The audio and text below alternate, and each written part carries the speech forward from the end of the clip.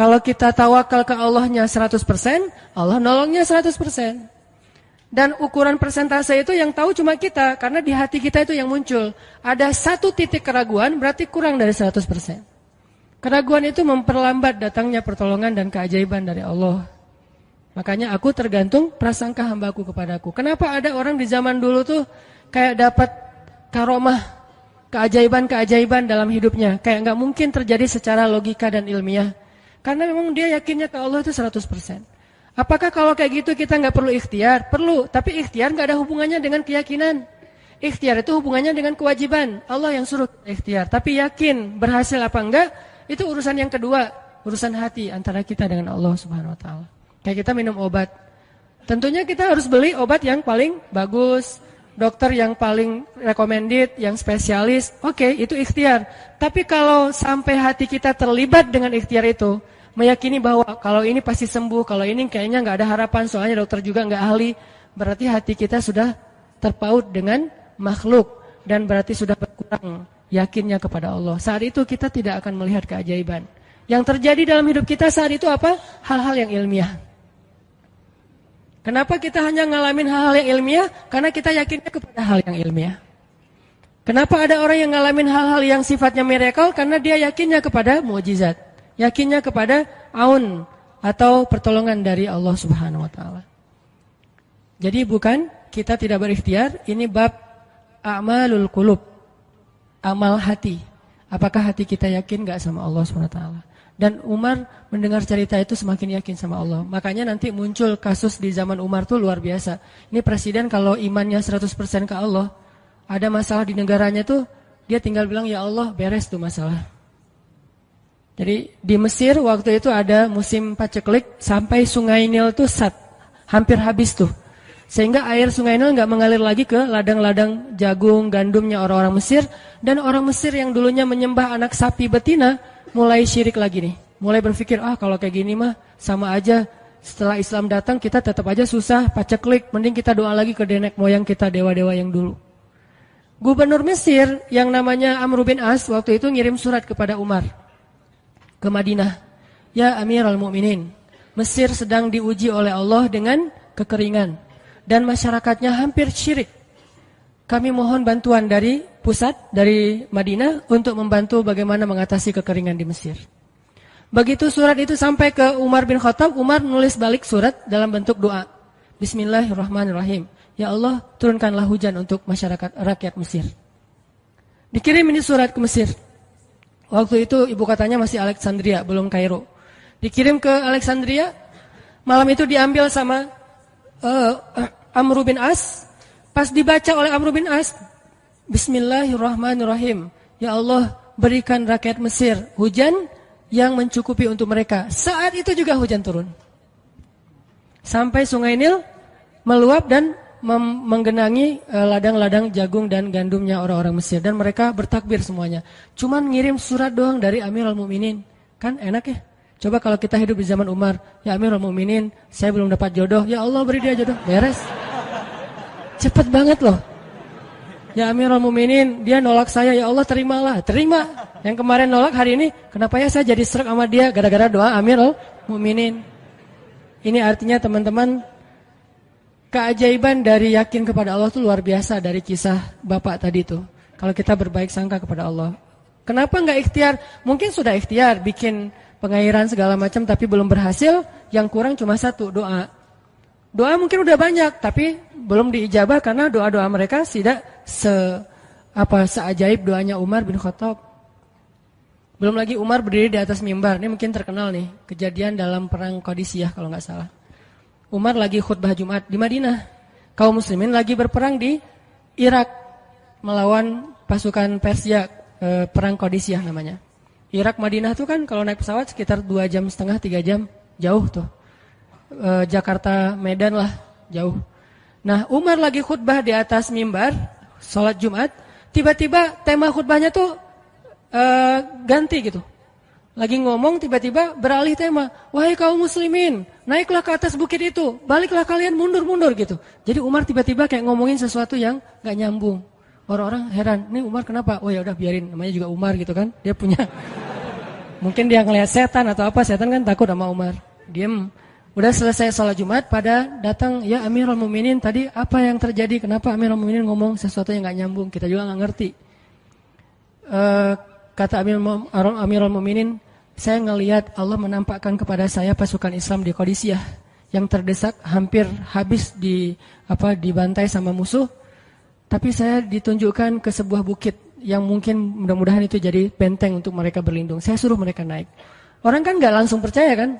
Bener gitu terjadi kayak gitu. Kalau Rasul ngomong, mungkin aku naik ke langit, Isra Mi'raj, oke lah, itu aja masih ada yang mendustakan. Ini Umar yang ngomong, bukan Nabi yang dapat wahyu. Orang nggak langsung percaya. Selang beberapa minggu kemudian, pasukan Qadisiyah pulang. Jadi utusan mereka pulang bawa berita tentang kemenangan perang dalam perang Qadisiyah. Dia cerita, suatu hari di hari Jumat, kami sedang berperang. Kami terdesak, hampir habis dibantai sama musuh. Udah nggak ada jalan untuk berlindung. Tiba-tiba kami mendengar suara Umar. Amirul Mukminin berteriak, wahai kaum muslimin, naiklah ke atas bukit ini supaya kalian terlindungi. Akhirnya kami mundur naik ke atas bukit dan selamat waktu itu. Berarti benar-benar terjadi. Kok bisa? Ya, qadarullah. Ini keajaiban iman mereka. Apakah kita bisa ngedapatin pengalaman-pengalaman kayak gini? Bisa, kalau keimanan kita dengan level yang sama. Kalau nggak selevel yang sama pun, minimal kita nusaddid. Kalau kita tidak bisa sama persis, minimal kita berusaha untuk nuqarib. Berusaha untuk pengalaman kita nanti walaupun nggak sama persis, mirip-mirip dengan pengalaman mereka. Lagi-lagi bukan berarti tidak berikhtiar. Ini keajaiban-keajaiban yang terjadi. Dan saya juga baru ngalamin kemarin pas saya di seminggu, nggak kurang dari seminggu yang lalu, saya baru pulang dari laut di Batu Karas. Di sini ada teman saya, Agi. Mana Agi? Nah, ini Agi ya. Ini by the way model iklan. Ada deh pokoknya iklan jodoh maksudnya. Agi ini anak Batu Karas. Agi boleh diceritain? Agi ini anak Batu Karas. Batu Karas itu Jawa Barat, daerah Pangandaran. Dari Bandung kurang lebih 6 jam perjalanan. Kalau lagi ada ombak saya suka ke sana nonton orang main surfing. Enggak main sih, main dikit-dikit tapi enggak jago. Nonton orang main surfing. Ketemu Agi. Agi enggak tahu tuh ya. 2 hari sebelum saya datang ke Batu Karas, dia sakit, kayak demam gitu. Mungkin habis diputusin kali ya. Dia demam gitu, nggak enak badan, pengen pulang. Biasanya kalau nggak enak badan cuma dia tinggal di Jakarta, paling juga di kos-kosan. Tapi kali ini pengen pulang ke Batu Karas banget. Aduh, kenapa ya pengen pulang ke Basroh Batu Karas gitu ya. Batu Karas kayak Basroh gitu. Pengen ke Batu Karas. Pas dia pulang, hari saya lagi mau main tuh, dia diajak sama temen dia, ngojay itu apa? Berenang yuk gitu. Berenang yuk, berenang. Dia ikut, padahal lagi nggak enak badan, tapi pengen berenang. Pas lagi di pantai, saya datang ketemu loh, kayak kenal nih, hitam-hitam ektis gitu. Ternyata ketemu saya, Ustadz Hanan ya, ya kenalan. Ustadz saya tuh ketemu Ustadz kemarin di Meruya pas kajian minggu bulan yang lalu. Cuman karena jamaahnya banyak, saya nggak bisa ketemu Ustadz, nggak bisa salaman. Saya waktu itu membatin. Ya Allah, saya pengen banget ketemu Ustadz Hanan langsung, tapi jangan dalam suasana ta'lim yang ramai, langsung berdua. Mudah-mudahan terkabulkan. Akhirnya Agi banyak istighfar sebulan istighfar. Akhirnya terjadilah yang tadi itu. Dia nggak enak badan. Saya juga tiba-tiba ujuk-ujuk. Kenapa ya saya pengen ke Batu Karas? Kenapa ya pengen ke Batu Karas? Ternyata di sana ada ombak. Kan ada Agi. Ketemu aja di Batu Karas. Itu cara Allah menskenariokan. Dan itu terbukti banget loh. Istighfar. Bukan karena saya orang soleh. Dan kita bisa istighfarin siapa aja. Saya pengen ketemu ini, saya pengen.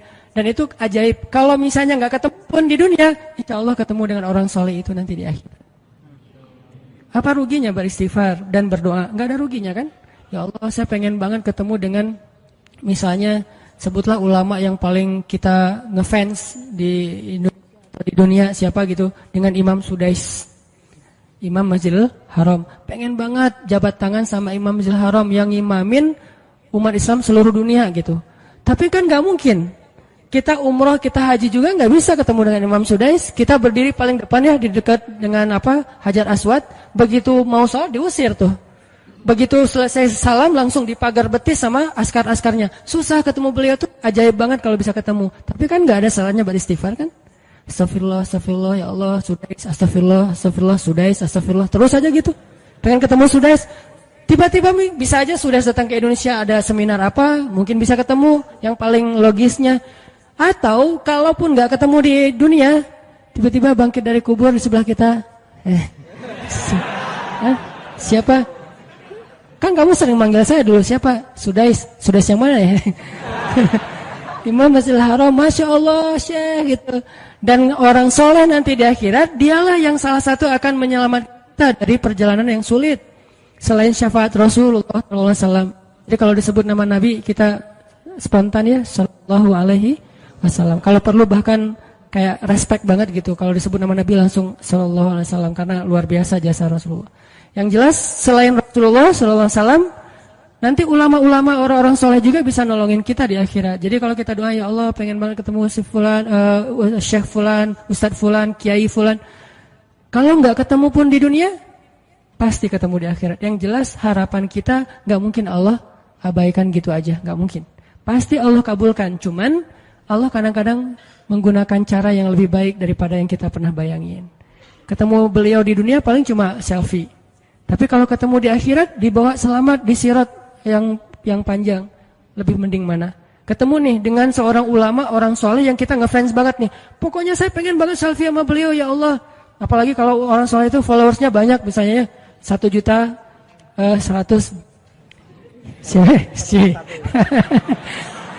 Sedikit itu mah, banyak model yang 17 juta, 19 juta. Pengen followersnya nambah kalau selfie sama beliau. Cuma nambah followers. Tapi kalau ketemunya di akhirat, nambah apa? Nambah derajat, naik level. Kita jadi selevel dengan masuk ke level beliau, padahal kita mah malahnya nggak selevel gitu. Kenapa? Karena dibawa sama beliau. Orang soleh itu kalau mau masuk surga, teman-teman nyari teman-teman yang mencintainya di dunia. Ya Allah, mana fulan, dia mencintai saya di dunia. Ya Allah, mana fulan, dia mencintai saya di dunia. Allah bilang, dia masih tuh di sidang, belum beres-beres, sudah sidang ke-30 misalnya. Kan sidang di dunia aja satu kasus berpuluh-puluh kali kan. Gimana sidang akhirat, lebih berat lagi tuh.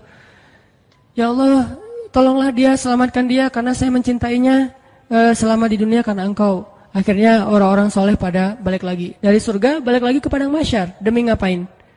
Demi menyelamatkan orang-orang yang mencintai mereka semasa di dunia. Datang ke padang mahsyar. Cari ke bagian informasi. Tolong dong yang namanya ini gitu. Panggilin. Perhatian-perhatian, Hanan At-Taqi dipanggil sama Syekh siapa gitu. Saya dipanggil. Datang aja. Mas, saya yang dipanggil. Benar Hanan At-Taqi? Ya. Mana coba buktinya? Aduh, saya lupa bawa kartu nama. KTP misalnya. Udah pasti tahu lah ya malaikat sama kita. Udah masuk aja. Tuh ada yang nungguin di business lounge gitu. Jadi ada VIP lounge-nya gitu kan. Oh, saya boleh masuk VIP lounge-nya, masuk ke VIP lounge. Udah sampai di sana, udah ada makanan segala macam, mereka lagi duduk. Kayak asa kenal nih, siapa ya?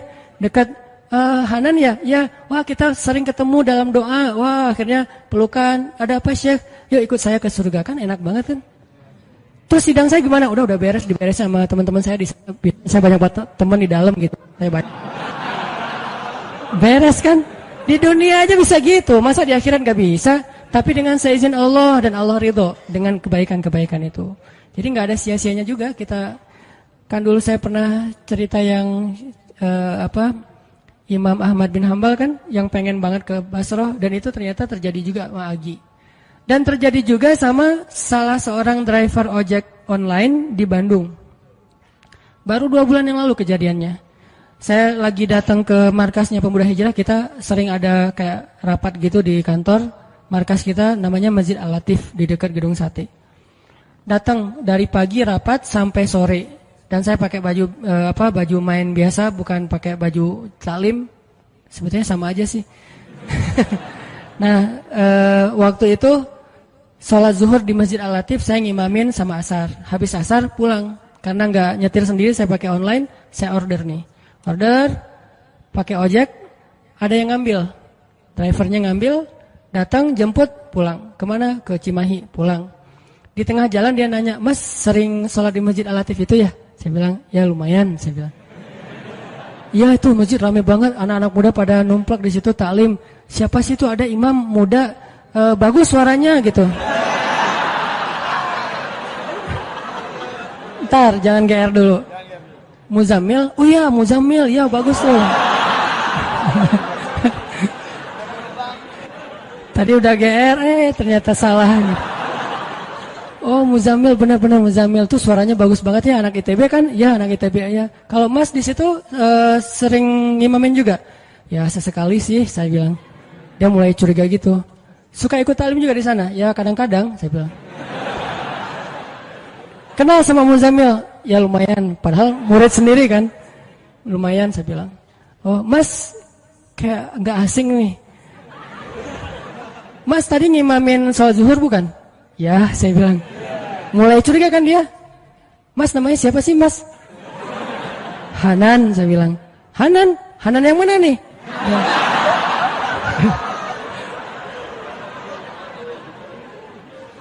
Saya bilang Hanan Taki. Wah, langsung oleng deh mah.